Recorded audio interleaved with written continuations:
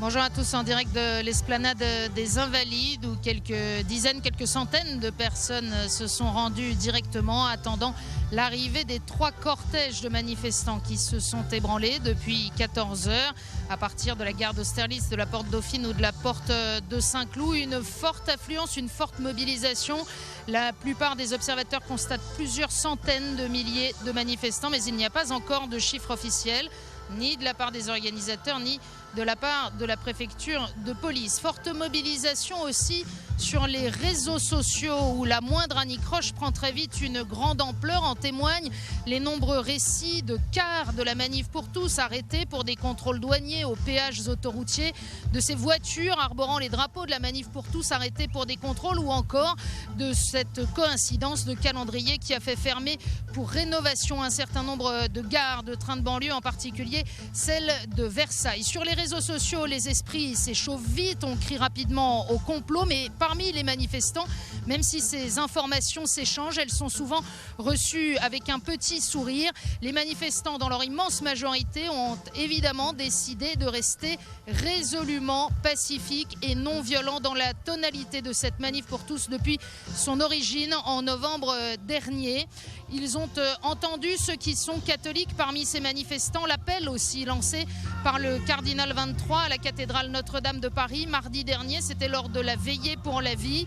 Jamais aucune violence physique ou verbale ne fera progresser l'humanité, a dit le cardinal 23. Et je demande à ceux d'entre vous, à ceux des catholiques qui iront manifester ce dimanche, d'être là pacifiquement en témoin de la paix. Un appel sans doute entendu. Alors quel est le sens de cette mobilisation? C'est évidemment la question que l'on pose à ces manifestants. S'agit-il d'un baroud d'honneur, puisque désormais la loi non seulement est votée, mais qu'elle a été promulguée par le président de la République? Eh bien, pour beaucoup, même si leurs motivations sont diverses, il s'agit de mettre en marche une résistance durable à la destruction de la famille, et le tout pour protéger bien sûr les enfants. Reste qu'il y a des motivations diverses parmi les foules de manifestants. Bien sûr, il y a eu cet appel de l'UMP à manifester contre le gouvernement de François Hollande.